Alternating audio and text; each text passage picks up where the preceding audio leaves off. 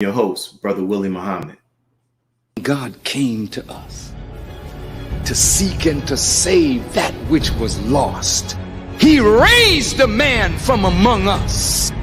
He, the Honorable Elijah Muhammad, laid the foundation. What I'm doing is something that comes from him through me, and the thing that he uses in me to do the work is my faith in him and the word that he taught. To produce men and women who wanted to clean up their life and build an independent nation for the glory of God. During this month, we will be interviewing several of the Nation of Islam's young stars. Our first guest of this series is our Sister Nzinga Muhammad. She's a member of the Rochester, New York Study Group. She's a visual artist, a senior in college, and a vigilant defender of the Honorable Minister Louis Farrakhan and the Nation of Islam on social media as part of the Twitter army. As we discussed, during this month's highlight, we really want you all to tune in and pay attention to who we have as guests. Our sister during last year's Savior's Day discussed during the NOI Youth Retreat how she defends the Honorable Minister Louis Farrakhan. As everyone has said before, it's of course striving to be an example on and offline. I know Sister Medina had mentioned before me being on campus, striving to bring Islam to campus. That's specifically and particularly a Methodist affiliated school. So Islam is not necessarily something that many of the girls are readily exposed to. I was literally the first introduction to a Muslim woman, even though some of them have had, Muslim uncles, Muslim brothers, their grandfather, joined the mosque, their uncle converted when he was in prison, something. But in terms of a Muslim woman at an all-women's HBCU, that was something completely different to them. So defending Farrakhan is also dispelling the myth that women aren't in the nation. It's also dispelling the myth, in me showing up, dispelling the myth that, women in Islam can't do anything. Thank you. Welcome, my sister. Assalamu alaikum. Alaikum salam. Thank you for having me. Yes, ma'am. I like to get right down to the actual interview. So, you mentioned that you were in our pre-questions that we asked you that you were born in the Nation of Islam and you made the decision to become a registered member at the age of 17. So what made you decide to become a registered member? That's a big question. I think oftentimes nation babies, as we're called, it's like a clock on us. Your parents, they expect you to join immediately once you turn a certain age. For me, I wanted to make sure that but the thing that I grew up with and the thing that I've been comfortable with was actually for me. I was registered literally on Father's Day. And my father, of course, he was ecstatic, like that was his Father's Day gift, but it wasn't for my father. And I wanted to make sure that this wasn't for anyone else but me. I grew up with it. Just because you grow up with something, and those of us in the nation, even my parents, they know for sure, just because you grew up with something doesn't mean it's necessarily true. But for me, I had to find out if this was absolutely true and if it was for me, not for anybody else. And it is. Wow, beautiful, beautiful. I know that was definitely a great Father's Day gift for your father. And I even know your mother was happy as well. And my next question, this is a two-part question. First, what advice would you give to parents of children born in a nation who are conscious, but the children do not appear to have a real interest in becoming a registered member at this time? Be patient. Really be patient. I was the first of my immediate family to get registered. So I was before my brother, who was also registered. So just because one child might be first and the other one doesn't mean that they're going to be a disbeliever. Doesn't mean they're going to turn hypocrite or anything. No, only Allah can make a believer. You can't make your child do anything. So just be patient with them and just keep showing up and keep making this thing that we call Islam fun. It's a lifestyle. It's fun. It's cool. It's not lame. It's not something that we just put up on a high shelf and forget about it. This is a lifestyle. So we continue to live the lifestyle and just be patient with your child, because we don't all grow at the same rate. Beautiful. And the second part of that question is, you shared just now talking about the parents. So now, what advice would you give to teenage Muslims who are wrestling with the decision to become registered or not? Be patient with yourself. Patience is really the key here, because you can't rush a lifestyle you're adopting and you're taking and you're making it your really life's work, your mission. Really sit with yourself and think back to all the things that you've been taught and try to see, is this true or not? Is this what helped me? I look back at a lecture that the minister did in Mississippi. I want to say it was 1993. And that was right before the Great Flood in Mississippi. And that was when the police had killed one of the believers' sons.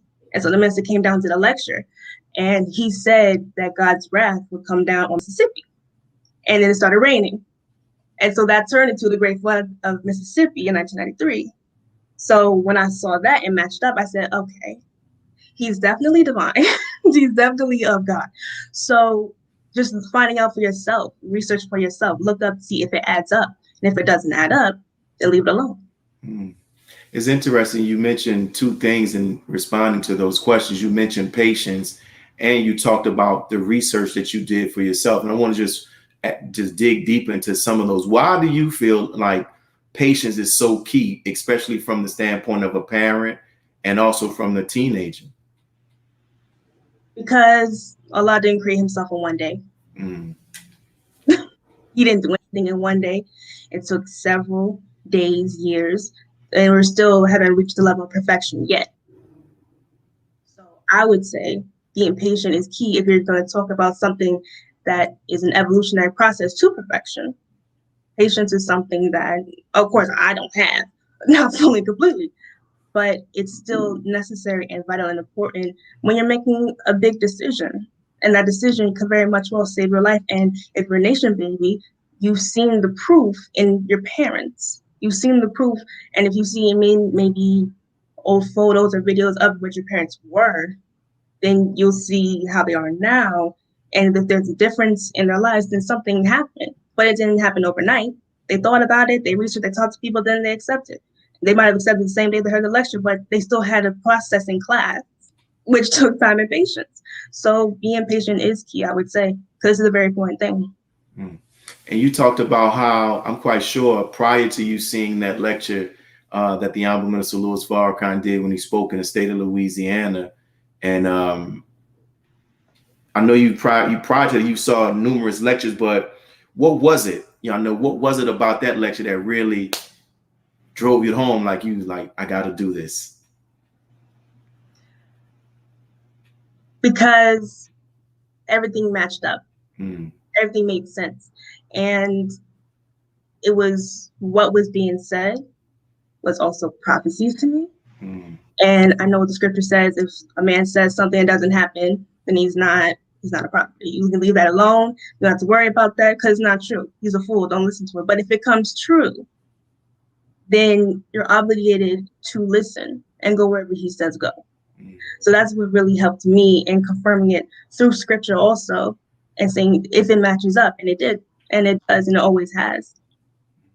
Thank you. Now, you're currently a senior at Bennett College, right? Which is an all-women, right? Graduate? No, rising senior. Rising senior, right? Which is an all-women's college. What influenced your decision to attend that particular HBCU comparison to all of the others that are out there? One, the financial package. That's the first and foremost. I'm not gonna lie. That's the first and foremost, the financial of it all. But also, it's a school for Black women, and Black women in history has always been my passion. This is a school that is so rich in history, and it is so small too. And me coming from a homeschool background, I would jump from that small setting to a huge setting. I felt like I couldn't really catch up. But if I just go from this small setting of homeschool to a larger but still small setting, then I can make that transition a little bit easier. Wow. And it's interesting. I think about my first year of college was very challenging. And I came from a public school system to a university atmosphere. So you mentioned about how you came from a homeschool to the actual university setting. So how was that transition? What were some of the things that you did to just adapt to that new environment? Well, for one, my mom, she put me in some AP courses, so that college level readiness. And being homeschool is much more tailor-made for your child, and it's much more personalized. You don't have to put them on the same curriculum as what they want to do, and you don't always have to baby them either. My mom has a thing, and really a lot of people in the nation who homeschool their children. If your 3-year-old, wants to learn algebra, why not? Anything really. There's no, even though you have to have grades and you have to have levels in the curriculum, but there's no limit. So because of that, my mother really encouraged us to keep learning and keep going. And by the time I got into school, I was really pretty much ahead, I felt like, in certain subjects, especially when it came to history. History class at home was always rich, and always articles and research, and go on the final call for this and go look up that. So I was already used to that. So going to a college atmosphere, it was much easier for me. And how has it, just that experience, just being a Black woman, to be able to be in that environment with other Black women? How is the campus and even the curriculum there empowering to you as a woman? It was so refreshing, really, and it felt safe. I didn't necessarily have to worry about men on campus like that. They exist, especially because we're across the street from A&T, North Carolina A&T. So yeah, so I mean, they're present, but they're not in your face. So that helped. But also Bennett College, the curriculum in itself always centered Black women in some way, shape, form, or fashion. So if we were learning about the Civil Rights era, then we also had to learn about how Bennett College for women was essential in the Greensboro sit-ins in the 60s. We also had to look at how Bennett and Black women were really on the front lines in the 30s, protesting and boycotting theaters who were not portraying Black people in a positive light. If we were learning about anything else, we always centered it back around Black women. If it was a biology class, okay, well, who's Henrietta Lacks? It's always recentering and re-empowering us in everything that we do. And that's something that I'm used to being homeschooled, also centering everything back to the common root, which is the teachings. Beautiful, beautiful. We thank you for those responses. Our time is going by so fast that we're approaching our first break. So we're going to pause for some announcements from our sponsors, and we'll be back with our Sister Nzinga Muhammad. Thank you. Be a part of the force that powers truth in journalism. Your support helps us to highlight solutions for a brighter tomorrow. Go to nnvnews.com/donate. Asiatic Minds, online education, helping our children to discover their God-given skills, gifts, talents, and passion that will allow them to see their greatness, as well as the greatness of our people, and upon discovering that greatness, infusing them with the desire to use it for the betterment of themselves, their families, our people, and the world. Call now, 502-219-4848. This is Sister Sajda Muhammad. We are proud to announce that the Sajda House commemorative Elijah coins are finally here.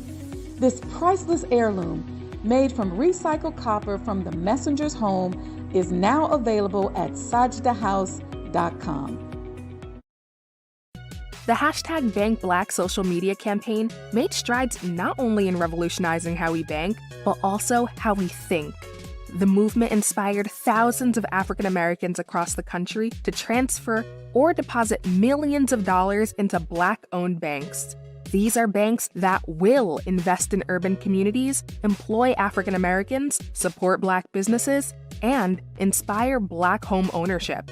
This is a very proud moment for our culture as we are taking small, but significant, steps towards building Black power through Black wealth. Thank you for tuning in to NNV News. Please share your thoughts with us in the comments section below. Follow us on social media at NNV News, and please subscribe to our YouTube channel, National Network View. This is Clifton Muhammad with NNVnews.com.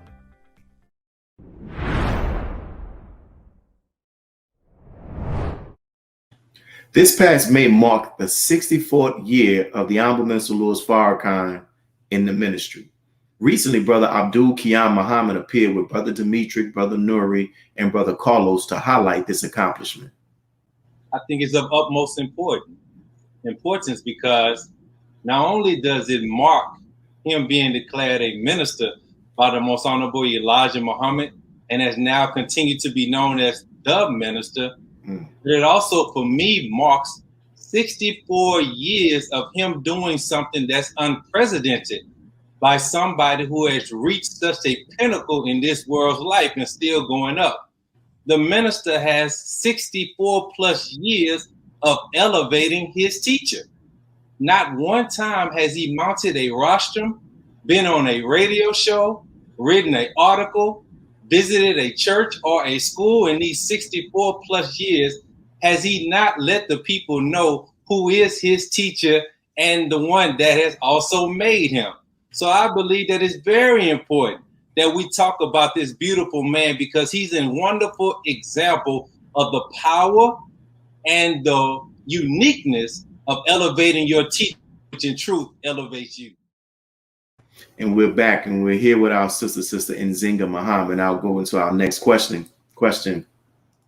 In the opening clip, you spoke about how for many on the campus, you were their first introduction to a Muslim woman for many of them. Can you share with us what some of those experiences were like for them to meet you and to ask you questions and things of that nature? A lot of invasive questions, honestly. Those being, did your father make you wear that, or do you have to wear that? But a lot of those questions just came out of ignorance, honestly, because if you're a first introduction to something, they're gonna ask questions that you might not like, but that's their experience. I've been asked if I'm married, if I got married young. I got asked about Muslim women. Can we do things? Is it true that we can't ride in a car with men? Is it true that we can't walk anywhere without a man and I'm talking to them by myself? Is it true that you can do this or that? It was these questions that, okay, you got it from somewhere, and you got these things from some narrative, and you all have the same narrative, and we just met each other. So to me, I saw it as, now, okay, I have to do something, and that do something means to show up and represent as best as I can. And a lot of it was just curiosity too, because they wanted to be part of it. They just didn't know if they had a place in it.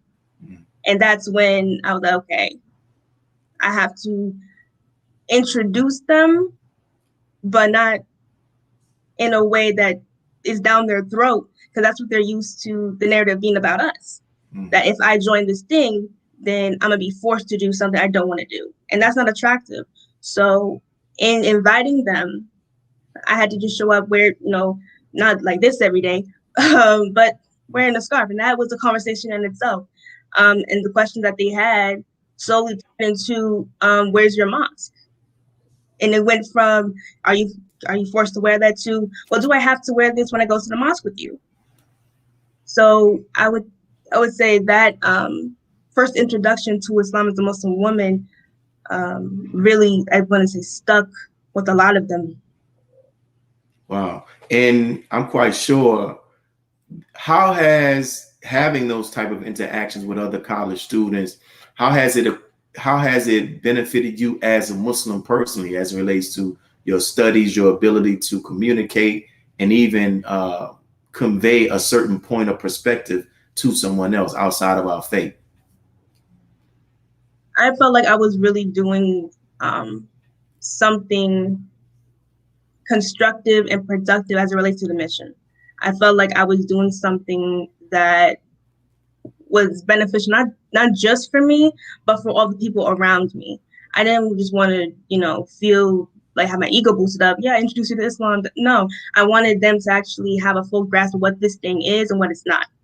And I feel like for me, it just helped. And I was just so thankful to Allah that I was able to be in a position to where they felt comfortable with the idea of Islam itself and comfortable with talking to a Muslim woman, a young Muslim woman who is their age and looks like them and talks like them and eats not the same things, but similarly to them.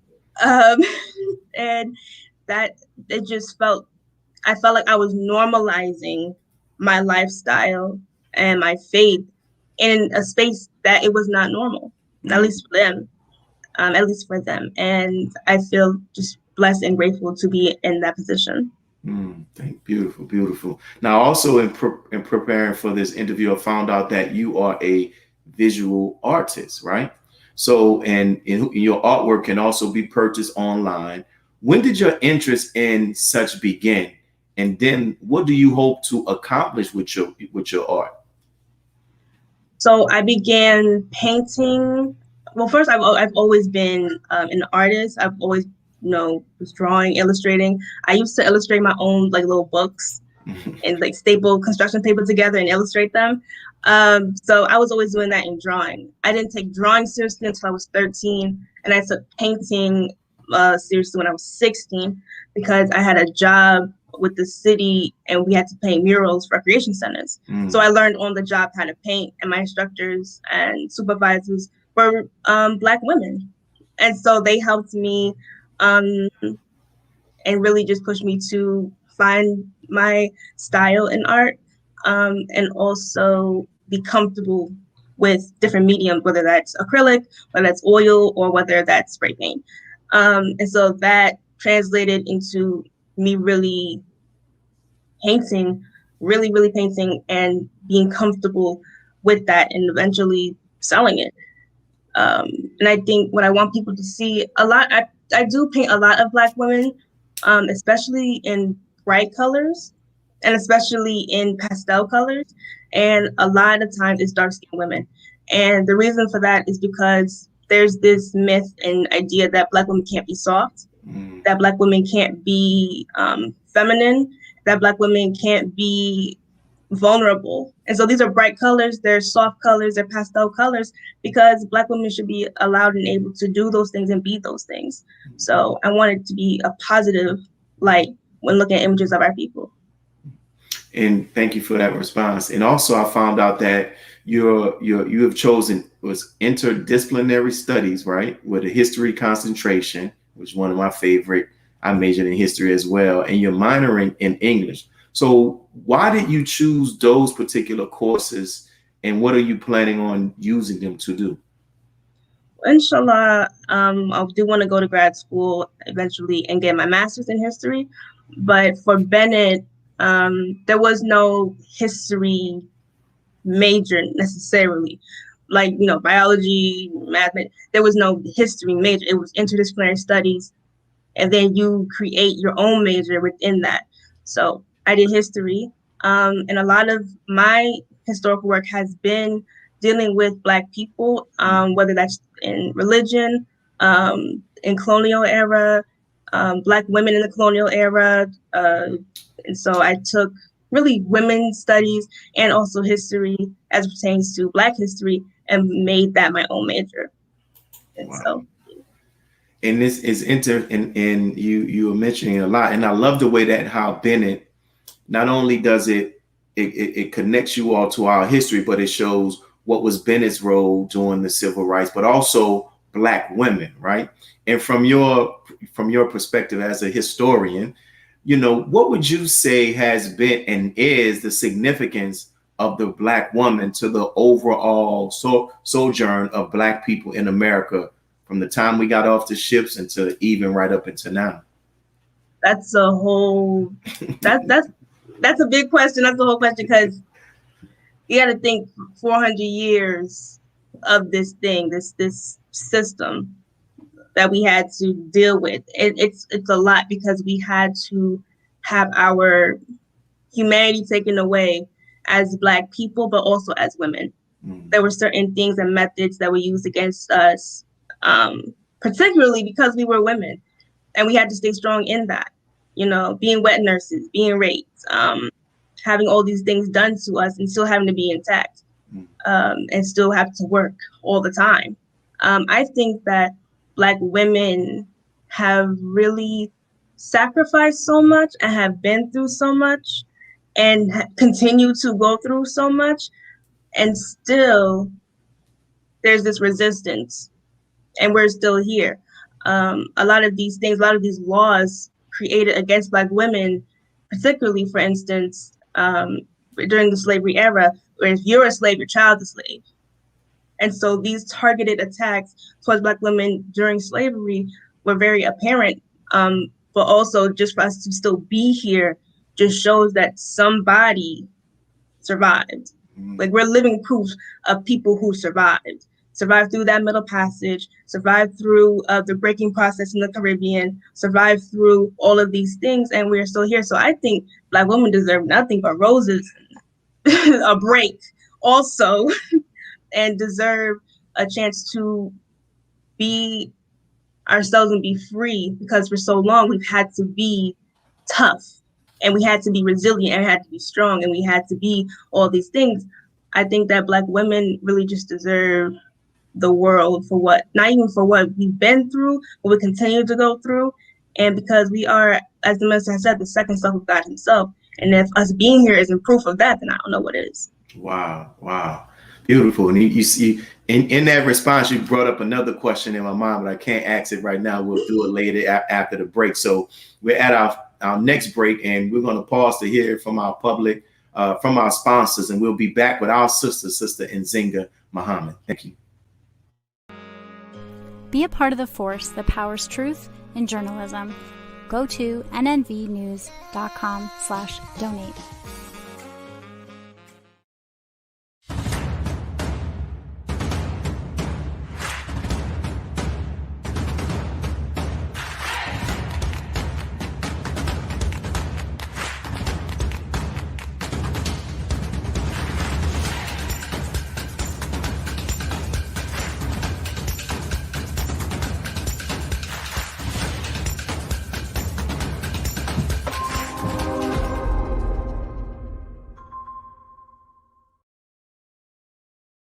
Worldwide, 24 hours a day, 7 days a week. Download the Final Call Radio app and take us everywhere. On your phone, on your computer, on your tablet, on Instagram, Facebook, and Twitter. You can also log on to finalcall.com and click the Listen Live button, or finalcallradio.com. Final Call Radio, the official voice of the Honorable Minister Louis Farrakhan and the Nation of Islam.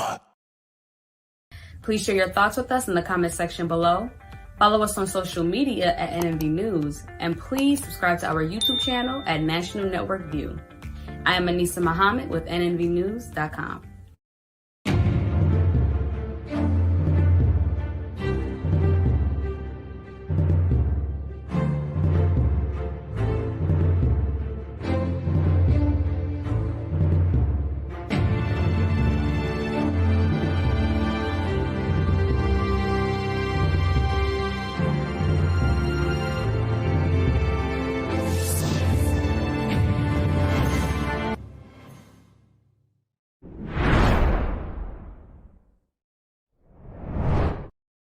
The participants and organizers were treated with a surprise appearance by the Honorable Minister Louis Farrakhan during last year's NOI Youth Retreat.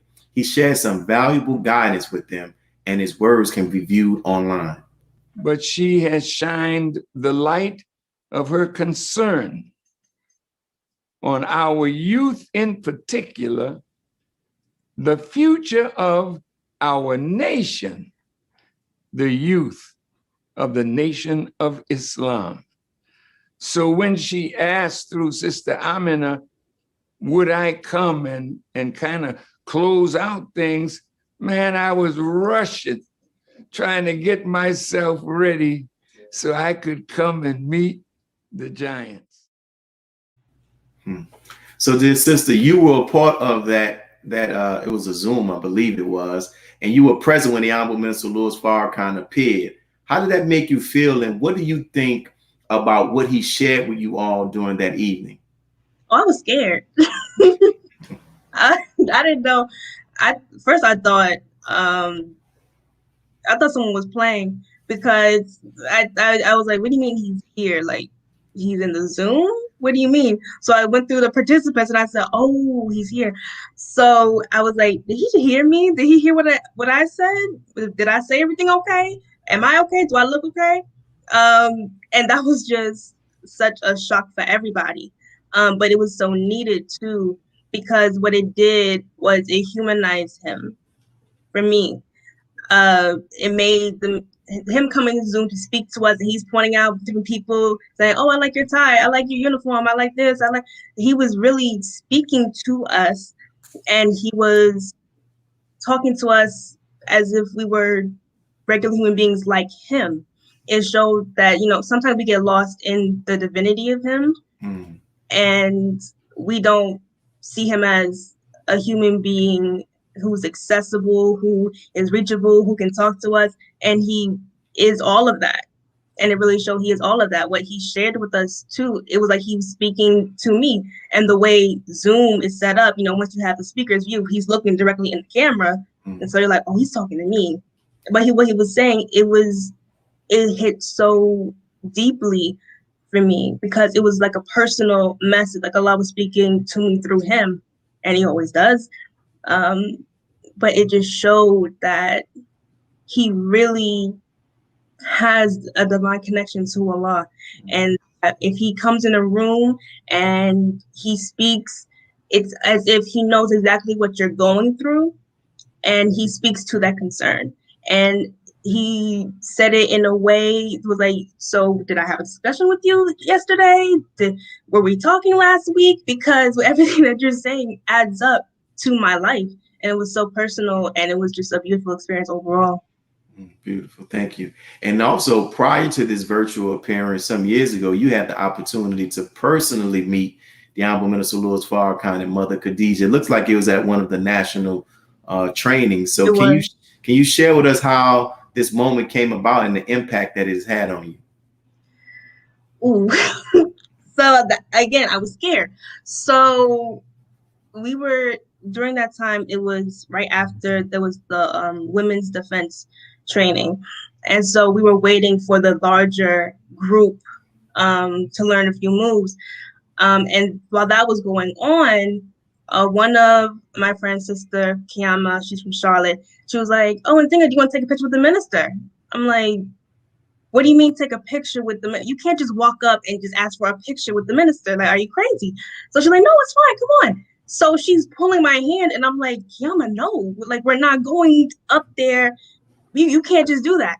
Now, her family is closer to the minister. They've done details and everything for him. I have not. So I was like, no, I'm not going up there. I can't do that. She's like, why not? Why not? It's just the minister. I'm looking at her like, you're right. It is the minister. We're not going up there. But she was like, I already just took a picture with him. I'm like, so you're just walking up to people taking pictures? You can't do that. But in her mind, to my point, she humanized him already. I didn't. I was thinking, okay, you can't touch him. You can't look. You can't. But she was like, let's just take a picture. She did. She humanized him to make him accessible. And I'm just looking like, I'm not doing that. So with that in mind, I finally get to a spot where, it's kind of like, so can I go now? Can I not go now? I'm kind of just sitting there waiting, and he's looking dead at me. And I'm just like, oh God, he can read my mind. I have to clear my head. What's going on? And I just freeze up while waiting. And so people kind of like part and split like the Red Sea. And now it's just like a straight shot to him and Mother Khadijah. And I'm just, I'm trying to avoid eye contact. I'm like, what's going on? So one of my friends, Brother Jair, he was doing his detail that day. So he's looking at me and I'm like, help. So he's like, just come on, it's okay now. So he gives me the go ahead. And so I go to him and I almost break down. And I tried to keep it together, but I don't know. I'm trying to remember what I said. All I can remember what I said was thank you. Mm-hmm. And I kept saying that over and over and over again. And I said that to Mother. I don't know how many times I said that to her. I just kept saying thank you. And then after I gave my gratitude a million times, I finally told him my name. Where Moss comes from. And he tried to say it perfectly. He actually got it right on the first time. When I said my name is Mr. Nzinga from Rochester, New York, he said Nzinga. I said yes. He was like, okay, beautiful name. And so after that, I'm kind of just stuck there frozen. They're looking at me and I'm like, can I take a picture? He's like, no, of course. So, I kneel down. I try not to squish Mother Khadija's foot because it's right there. I'm trying to squeeze myself in. And I take a picture and I just thank him. Like all I can say is thank you. And my mind kind of went blank. And by the time I get away from, my hands are shaking and everything. By the way, his hands are really soft. I don't know what type of lotion to use, but his hands are really soft. And so I walk away and Chiama is sitting there. She's like, good job. I'm like, what in the world? So I go to my friend Sabbath. And I'm like, Sabbath, I met him. I just met him. And I'm in her arms. I'm crying. She's like, oh, praise you to Allah. She's so calm. I'm freaking out. I leave. I call my dad. I'm like, I just met him. He's like, what happened? So that was a whole situation. And I was freaking out of my mind. And when I finally went back, he spoke to everyone at the training. And once again, just speaking to my life. And that was just a crazy experience. And I was freaking out, but I'm alive, so it's okay. Man. Now, you, praise be to Allah. Thank you for sharing that with us. You talked about how, like, you know, the women's studies and things like that. How has what you're learning about the contribution and the significance of women, you know, with you from the history standpoint, like, how has that also enhanced what you will learn from what the Most High Muhammad says about the value of the woman? Or how do those two mesh together and enhance your view of the woman? Basically, absolutely. You know, once you make a statement, first of all, the Honorable Elijah Muhammad, he shook the whole world of theology when he said that the black man is God. That's the first thing he shook up. But what he also did, he busted up the myth of the origin of woman also, when he said that, you know, the woman is the second son of God, Allah's twin. So before it was, we came from men. We came from the rib of Adam. Now here is someone saying, actually, no, you're Allah's second self. So that's a huge gap. That's a very big gap from somebody's rib to the originator created you before he created the sun. That's a very big gap. So in my studies, everything that I'm looking at and all the contributions of Black women and all the things that we've done, all the things that we survived, we can't come from a rib. That doesn't add up, because people who have done these extraordinary things, who led revolutions and who fought in wars, and people who sacrificed and did all these amazing things, were the first this and the first that, and ruled kingdoms, we couldn't have come from a rib. It doesn't add up. There had to be a equally divine essence within us to do all these amazing things, but it had to take someone who was not divine to make us forget, and to make all of that wash away, and to create systems of oppression against this group of people in particular, who are literally God's twin.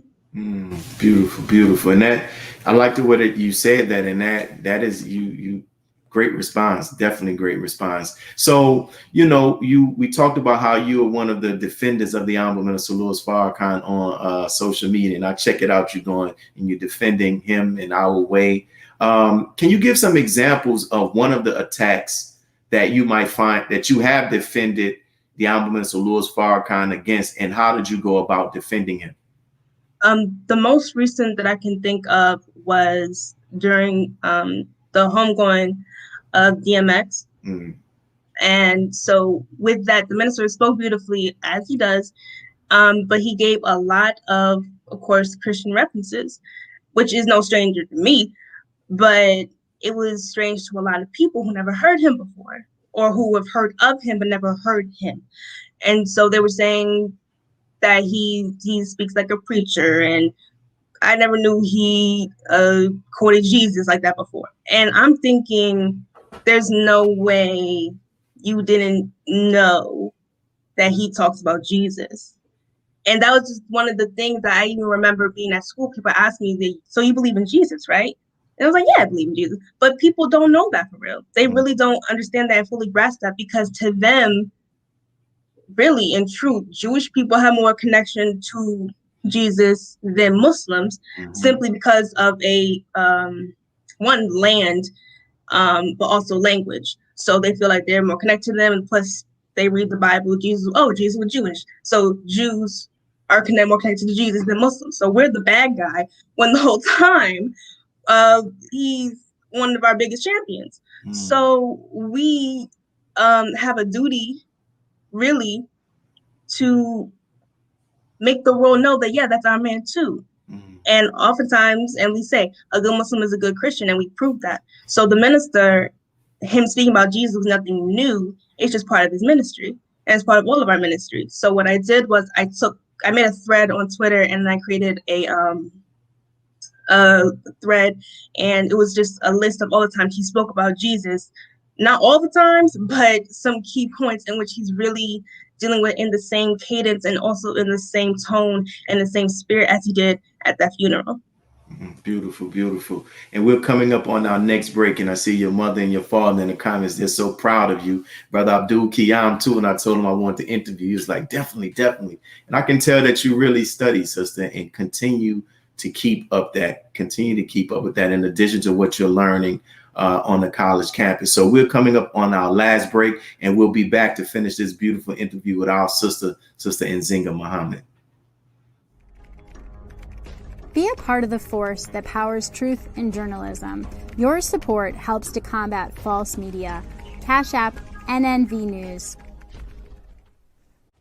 Asiatic Minds, online education, helping our children to discover their God-given skills, gifts, talents, and passion that will allow them to see their greatness as well as the greatness of our people.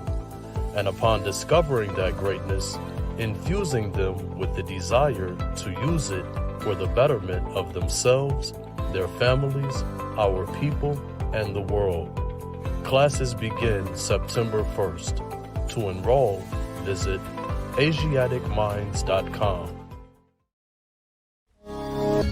Greetings from National Network View. This week's final call cover story headline reads, "The battle in the sky is near." For 90 years, the Nation of Islam was mocked and ridiculed for its teachings on the mother plane and its aim and purpose. Now the government admits these UFOs are real, vindicating what the Most Honorable Elijah Muhammad and the Honorable Minister Louis Farrakhan has warned of and prophesied. This FCM Volume Number 35 edition middle page article is a message by the Honorable Minister Louis Farrakhan entitled "The Will, the Great Mother Plane, the Power of the Will to Destroy." To read more, subscribe to finalcalldigital.com and tune in to the all-new Final Call Radio. This is the NNVnews.com Final Call Cover Report. He anointed our head with oil till our cup runneth over. He who, Master Farrakhan, Muhammad, that is he. This is Sister Sajda Muhammad. We are proud to announce that the Sajda House commemorative Elijah coins are finally here. This priceless heirloom, made from recycled copper from the messenger's home, is now available at sajdahouse.com. Please make sure you leave your comments and questions in the comment section below. Follow us on Facebook, National Network View, and make sure to check us out on Twitter as well, National Network View. This is Sergio Gutierrez with National Network View, signing off.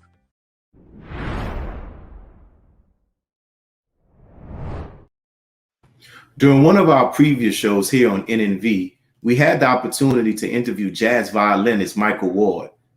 He shared with us how the Honorable Minister Louis Farrakhan helped he and his family during the aftermath of Hurricane Katrina. Something. And also while we were actually there, you talked about how, you know, you're from the city of New Orleans and you experienced the unfortunate natural disaster of Hurricane Katrina, but you shared with me something that I had no idea about, how the Honorable Minister Louis Farrakhan, his offer of kindness to you. Can you talk about that? Well, you know, my family and I we were displaced like everybody else. And he said, Mike, you and your family come up here if you want. I was like, Minister, I need to be close to New Orleans. You know, I got to be close to New Orleans, you know, see what's going on. And so I went to Houston. He said, don't do nothing till you call me. And he took, you know, he helped me out. He gave me help for me get an apartment in Houston for 6 months. He paid for it. And therefore I was able to recover. And, you know, I was so deeply and grateful for him for being so kind and offering that. He didn't have to do that. We're back with our sister Nzinga Muhammad. And I'll ask you this question. You know, the purpose of this show is based upon the scripture in the book of Revelation, where it says that the dragon or Satan was defeated by the blood of the Lamb and the power of their testimony. And so we get people to come on to give their testimony about the Honorable Minister Louis Farrakhan. If you were asked to testify before the world of 3 qualities of the Honorable Minister Louis Farrakhan, what would those 3 qualities be that you would testify of, and why those? Only 3. Only 3. One, I would say he's merciful. He is patient, and he's very motherly. I would say those, because I've been watching him since I was literally a baby. My mother just gave her testimony of this, in which when I was 2, 3, a literal baby, and I was disturbed, nothing would calm me down. We didn't really believe in pacifiers like that, so I didn't have no pacifier, nothing would work. She would sit me down in front of the minister, and I would stop crying. And she had to turn off the TV, because, you know, baby can't watch TV for 3 hours. And I would watch him until she turned him off. Even at the mosque, same thing, just drinking everything in. So in that essence, I would say my mother introduced me to him, of course, but he also nursed me. He also gave me the word. He also fed me. He also taught me. He's been very merciful too, because for half the stuff he says, people in the nation, we've been so critical sometimes. We don't always listen to him. We always struggle, but he doesn't give up on us still. He defends us sometimes more than we defend him. He's motherly in the sense that, like I said, he nurtures us. He's very kind. I can't just give 3 attributes, but I just know from my experience growing up under him, he's been all those things, not even just to me, but to my whole entire family. And that's why I can't really sit by when people say what they have to say about him, because I know it's not true. That's not my experience growing up, hearing him and listening to him. Beautiful, beautiful. Let's dig more into that last part of what you said in regards to why it's so difficult for you just to sit by and not say anything when people make these false allegations against him. So I joined the Farrakhan Twitter army when I was about 13 years old. And I didn't really do the whole back and forth until I saw the comment section on Twitter. And I was like, so they just gonna say this and we're not gonna say nothing? Like, they're just gonna say XYZ and we don't say anything back. And then I saw that these were not only just random individuals, these were people with blue checks, meaning that they were verified, meaning that they had a following and their account was authentic enough to where Twitter saw it fit that they be verified. So these were people with large audiences saying these things about him, and I saw the impact that had on their followers. A perfect example, when this whole thing, back to the DMX funeral, when what's his name, Damon? Yeah. When he said what he said, that, it was a beautiful, speech and everything, people in the comment section, his followers and others were saying, no, he said that Judaism was a gutter religion.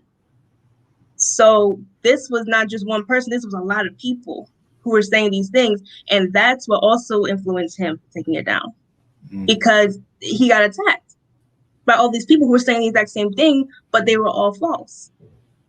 So that, which also prompted me to still create other threads and still promote the idea that, one, you're lying, and two, this has been debunked so many times, but how many people actually know that? How many people get inbox or get DM that, hey, actually, this is not true? How many people were told that this is false when all they know is one narrative? Beautiful, beautiful. Now, I know, like at your university where you are, I know there's a strong effort to be an advocate and a defender of women, which rightly so, against such things as chauvinism, misogyny, and stuff like that. How would you say, if you can elaborate some more, on how the Honorable Minister Louis Farrakhan is also a strong advocate, not just even for Black women, but I've heard lectures where he talks about how the womb of all women are sacred. So can you share more on that? Anti-sexism is part of the ministry. That's always been part of what he teaches. A nation can rise no higher than its woman. Heaven lies at the foot of mother. There's no such thing as a no good woman. Every no good woman was made no good by a no good man. All these things are repetitive because that's part of the ministry. Sexism is one of the impediments to our human development, to self-improvement. Sexism is one of the impediments. So racism also, materialism, sure, but sexism is one too. But I didn't get that, from out the sky. The Honorable Minister Louis Farrakhan taught that and teaches that. And that's always been, it's consistent and never changed. And so it only just made sense that these teachings and what I've learned in school and outside of school all went together, because I don't follow a sexist man. We don't follow a sexist man. Now there's people who claim to follow him and might, do those things, but he didn't get that from him. He's always been an advocate and defender of women. As long, and I've watched so many tapes in which he's always defended women, and he's always been there for women. So I want that to be known, and I want to push that, especially if we're talking about getting people into a religion that people have said is not for women. And so here comes a man who keeps reminding us and dispelling the myth that women can't lead, that women can't be in the ministry, and a lot of these women come from backgrounds who don't know much about Islam. They're coming from backgrounds where teaching in the church was forbidden for them. So here comes someone who says, actually, no, she can teach. The minister said once in a couple Savior's Day lectures that women, we can bring you your Savior, but we can't represent him. He asked that question, and the women's responses were, of course, they were clapping, they were excited and passionate because they've always been told they can't do something. And the minister said, no, you can do anything that Allah wants you to do. The only thing that he forbids you to do is that which degrades you. Beautiful, beautiful response. And as we're getting ready to close, we have a couple of more minutes. Can you share what words of encouragement can you give to the youth of the Nation of Islam? As we heard from the clip of the Honorable Minister Louis Farrakhan, when he was asked, he said that he hurried up to get dressed because he saw the importance of that group, of that segment of our community. He wanted to share some words of guidance. What encouragement would you give to any of the young brothers and sisters who are watching this, who are members of the Nation of Islam? Keep going, study, and understand that being young is so important, even from a scriptural standpoint. You know, Jesus talking with the wise men and learning the language and doing all these amazing things at 12 years old. You know, David being really, really young. All these prophets and messengers, they were really babies. You know, Jesus died at 36, some say 33. That's very young. That's not ancient. Like, he's a very young person. Being a young person shouldn't be in your vocabulary. Inshallah should be, but should not. You know, a lot of times people underestimate us and we underestimate ourselves, sometimes because of age, sometimes because of experience or lack thereof, but we shouldn't do that to ourselves, you know. Beautiful, because as you can bear witness with the civil rights movement, you know, when people think about Dr. King and a lot of these leaders that are held up, some people think like because it was so long ago, they think that they were older, but these were very young individuals with the Fred Hampton Jr.'s, Malcolm, all of these are like very young individuals. So as we get ready to close, was there anything that you may have wanted to share that you didn't have the opportunity to share because maybe I didn't ask the right question? If so, here's your opportunity now. I think you asked all the right questions, honestly. I'm just grateful to be here and just thankful to being on this magnificent platform. Yes, ma'am. And we will close. That's he said, let's get your information. So how can people order where can they go to support you as it relates to your artistic endeavors and even follow you on social media?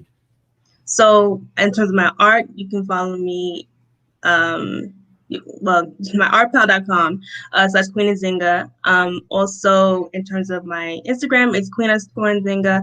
On Twitter, it's the Queen Nzinga. Got it. So make sure those of you all who are watching this show, go and check out our sister's work. Go and see the dynamic artistic creation artwork that she has, especially of Black women. And she talked about why she uses some of the colors and what she's conveying, which is very, very significant and very, very important. Thank you, sister, for your responses. Thank you for your participation. Continue to keep defending the Honorable Minister Louis Farrakhan, because I'll tell you for sure, this is something that the Honorable Minister Louis Farrakhan desires, to see us defend him. He only asks that we do it with integrity, we do it in decency, and we do it in love. So thank you for your defense. We thank your mother and your father who are on, and we thank the believers there in Rochester, New York as well. Our brother, student minister Kenneth Muhammad, who's running for a political position. Thank you all, and may God continue to bless you, my sister. Thank you. Thank you so much. Yes, ma'am. And for those of you all who are watching, once again, we thank you all for tuning in. As I said, this month, we're going to be highlighting some of our younger brothers and sisters in the Nation of Islam that'll be talking about their experiences with the Honorable Minister Louis Farrakhan. We ask, as always, when we see our weekly announcements, that you continue to support our effort here in the city of New Orleans to pay off our mosque mortgage. We will greatly appreciate that. You can go through some of the previous broadcasts and we'll post it on our social media where you can actually see the actual flyer and everything. But thank you. This is your brother Willie Muhammad. Make sure you tune in tomorrow at 5 o'clock Central Standard Time and 6 p.m. Eastern Standard Time for the NNV News Network. We'll be discussing some very good topics. Peace. God came to us to seek and to save that which was lost. He raised a man from among us. He, the Honorable Elijah Muhammad, laid the foundation. What I'm doing is something that comes from him through me, and the thing that he uses in me to do the work is my faith in him and the word that he taught. To produce men and women who wanted to clean up their life and build an independent nation for the glory of God. Be a part of the force that powers truth in journalism. Your support helps to combat false media. Cash App NNV News.